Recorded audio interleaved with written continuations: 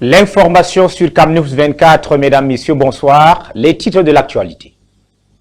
Régional 2025, la vague électorale secoue le caïman du marigot politique.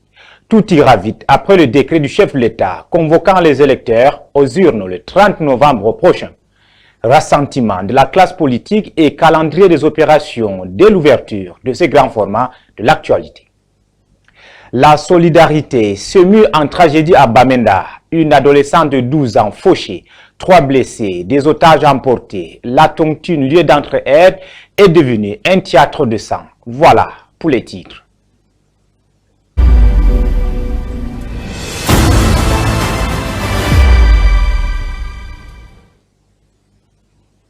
Mesdames, Messieurs, vous faites bien de vous informer sur CamNews 24 IDFM 103 en direct de Garoua dans le Nord Cameroun.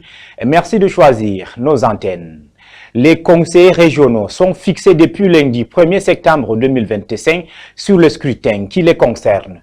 Ça sera le 30 novembre prochain selon un décret du chef de l'État Paul Biya. De quoi vous rappeler rapidement les conditions d'éligibilité et la composition des collèges électoraux. Joseph Itoté.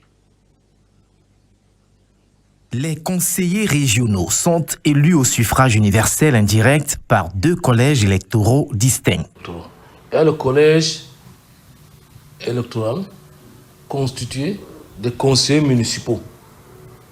Ce collège va procéder à l'élection des représentants des départements pour chaque région. Il y a le collège des chefs traditionnels qui est constitué de chefs traditionnels de premier, deuxième et troisième degré, régulièrement homologués, qui vont procéder au choix des représentants de commandement traditionnels. Même si au bout de la consultation électorale, ils sont tous des conseillers régionaux, leur statut en interne les distingue. Le conseil régional est constitué de conseillers représentants des délégués départements qui sont élus par les conseillers municipaux, et les conseillers régionaux représentant le commandement traditionnel élus par leur pairs, c'est-à-dire par les chefs traditionnels eux-mêmes. En outre, leur élection se fait à l'issue d'un mode spécifique. D'abord, c'est 2 collèges électoraux différents et 2 modes de scrutin différents. Ça veut dire que ce système allie le système majoritaire et le système proportionnel. À propos des conditions d'éligibilité, il y a une grande connexité entre celles des conseillers régionaux et celles applicables aux conseillers municipaux. Être de nationalité camerounaise, avoir 23 ans révolus à la date du scrutin entre autres. 2025, année électorale, porte donc bien son nom avec cette autre consultation électorale qui s'inscrit dans le droit fil du calendrier électoral connu de tous les acteurs politiques. Bamenda, une fois de plus à Kwen, la solidarité a viré au cauchemar. Une réunion de Tontine s'est transformée en scène de braquage manqué. Une adolescente de 12 ans a perdu la vie. Le récit de l'île Piéjou. Une nouvelle fusillade endeuille la ville de Bamenda. Il était environ 18 h lundi soir lorsque 3 hommes armés font irruption dans une réunion de Tontine tenue au quartier Saint-Abolt à Kwen dans le 3e arrondissement. L'objectif des assaillants, s'emparer des fonds mobilisés au cours de la journée. Mais face à la vigilance et à la réaction rapide des membres présents, chacun réussit à prendre la fuite, mettant en échec les agresseurs. Frustrés, ces derniers ouvrent le feu de manière indiscriminée, sémant la panique dans les environs. Une adolescente de 12 ans, tuée sur le champ. 3 autres personnes grièvement blessées et plusieurs enlèvements signalés. Le nombre exact de disparus reste encore à déterminer. Selon un témoin présent sur les lieux, cette attaque brutale est venue briser un instant de solidarité communautaire.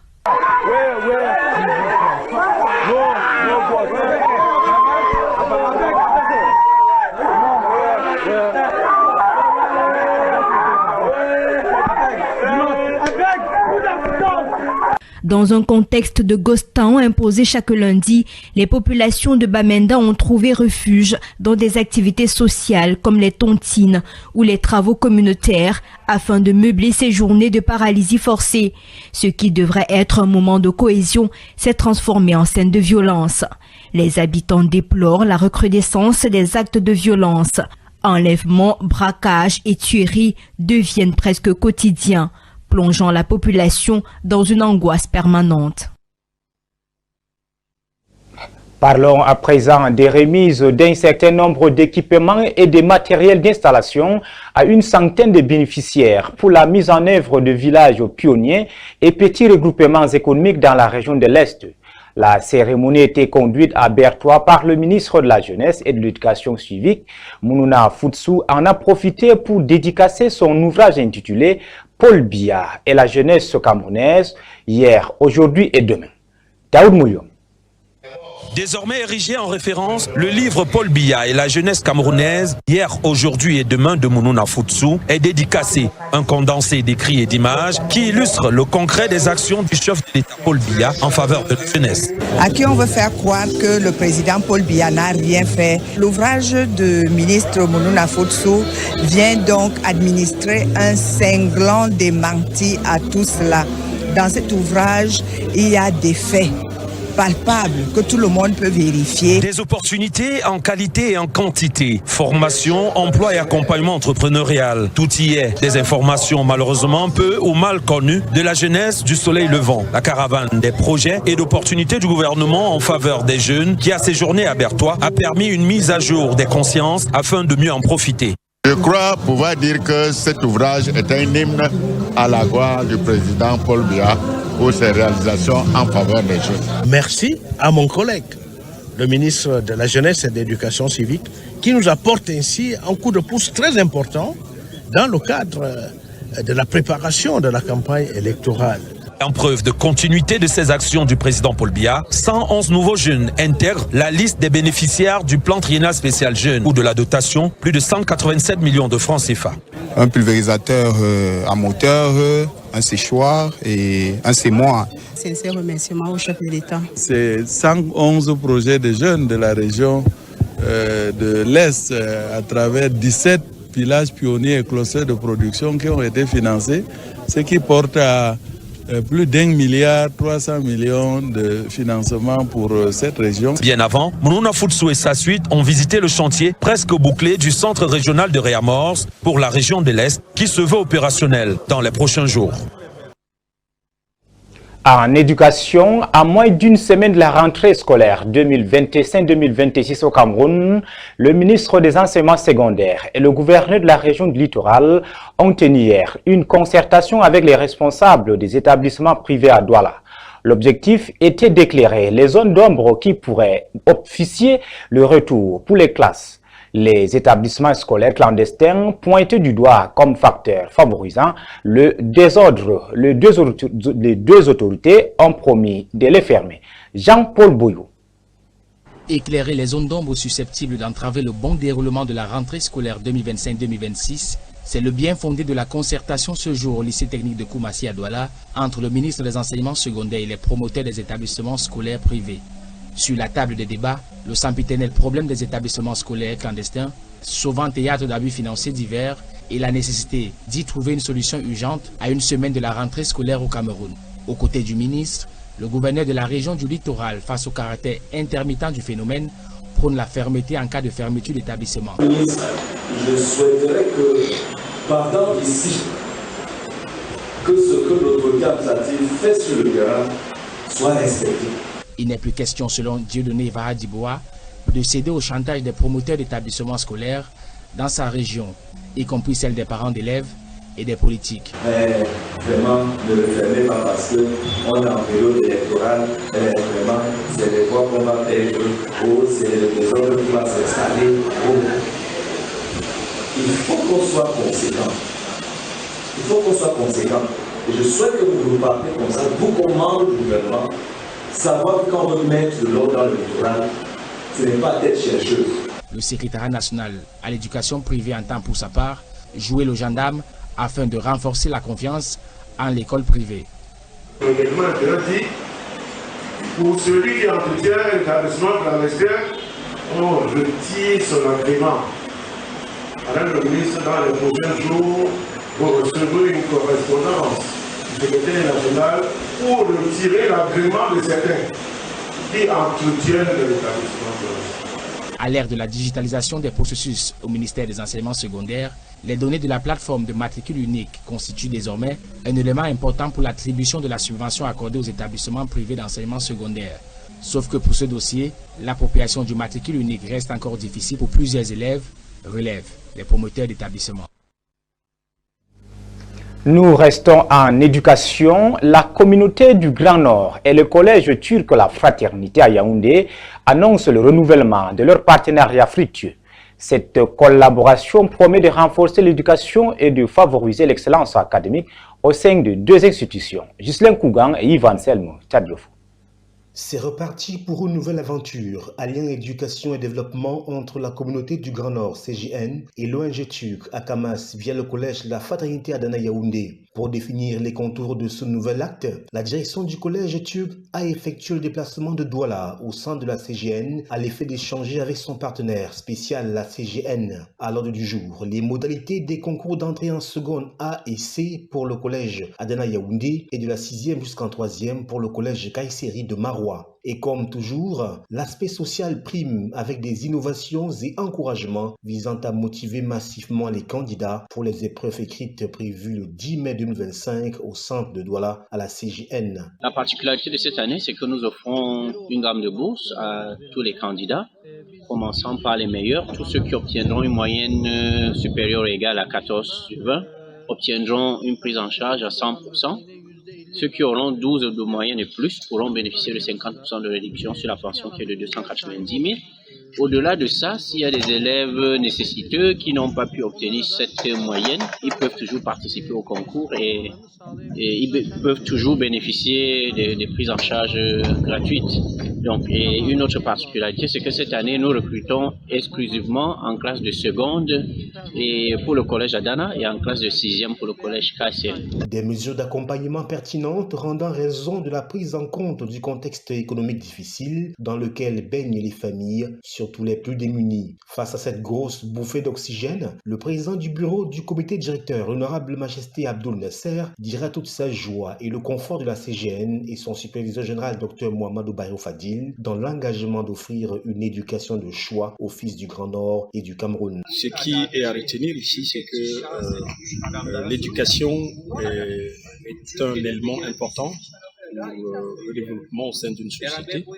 Et nous remercions le superviseur général, le docteur Mohamedou Bayrou Fadil, qui a fait de la jeunesse le fer de lance de la nation en les accordant son encadrement dans le cadre de l'éducation. Et ce cadre-là a été trouvé au sein du collège La Fraternité à Dana, Yaoundé, qui est efficace dans l'encadrement, dans l'enseignement et dans l'éducation de nos enfants. Il faut souligner que le partenariat entre la CGN et le collège turc, la Fraternité Adana Yaoundé, connaît un succès digne d'être salué et magnifié avec quasiment une dizaine d'enfants ayant bénéficié des bourses et poursuivant leurs études en Turquie depuis quelques années déjà. Toute chose qui participe de la vision du docteur Mohamedou Bayrou Fadil, superviseur général de la CGN, pour qui investir dans la jeunesse, c'est préparer l'avenir. L'éducation étant la clé de voûte d'une jeunesse dynamique, responsable et qualifiée pour relever les défis du monde contemporain. Pour faire face à ce que l'on peut appeler la crise des ordures dans la ville de Yaoundé, le Premier ministre chef du gouvernement a prescrit un plan d'urgence. Seulement, depuis la signature de ce document le 25 février dernier, le volume d'état d'immondices a doublé dans les rues de la capitale politique, ce qui interpelle d'ailleurs la responsabilité du gouvernement. Suivons le reportage de Pierre Brunom. La crise des ordures dans la ville de Yaoundé nous dévoile l'incapacité de l'État à faire face à certaines de ses obligations régaliennes. Car au-delà de l'ordure ménagère dans un coin de la rue, c'est toute une chaîne d'irresponsabilité qui impacte sur des domaines diversifiés de la vie tels que la santé, la pollution environnementale, l'obstruction des canaux et des chaussées, avec comme conséquence la mauvaise évacuation des eaux et les embouteillages. En bref, la crise des ordures dans la ville de Yaoundé devient la crise de toute une société. Une situation qui devrait attirer l'attention du gouvernement en général et en particulier du ministère de l'Habitat et du Développement urbain. Le département que dirige Mme Célestine Ketcha-Courtès a en effet comme prérogative, entre autres, les stratégies d'aménagement et de restructuration des villes, la gestion des infrastructures urbaines, l'amélioration de la circulation dans les centres urbains l'embellissement de ces centres urbains, l'assainissement, l'hygiène, la salubrité, l'enlèvement et le traitement des ordures ménagères. Il ne serait donc pas inconvenant de dire que la maîtrise de ce cahier de charges échappe totalement à Madame le ministre au vu de la situation globale sur le terrain. À la question que devient la ville de Yaoundé sous son ministère, la réponse est évidente. Ce sont les nids de poules, c'est une absence de plan d'urbanisation, ce sont les poubelles, ce sont les inondations, l'occupation anarchique de la chaussée, les constructions anarchiques dans les marécages et les flancs de montagne. Bref, c'est un véritable capharnaüm qui tient lieu et place d'une ville à l'indifférence absolue du ministère en charge des questions urbaines. On peut également se demander à quand remonte un véritable plan directeur pour la ville de Yaoundé, tenant compte de la démographie galopante, de l'industrialisation et de la consommation qui évolue à une vitesse exponentielle. On est surpris qu'aucune solution ne soit préconisée 30 jours après la directive premier ministérielle sur l'assainissement urbain. Une attitude qui s'apparente à la défiance, mais qui en fait masque l'incompétence à défaut d'un agenda caché. Nous vous amenons ce soir à la découverte du marché d'Adoumri dans l'arrondissement de Bibemi, région du Nord, pour explorer ce grand marché de bétail en Afrique centrale. Boubacar Adama est notre guide.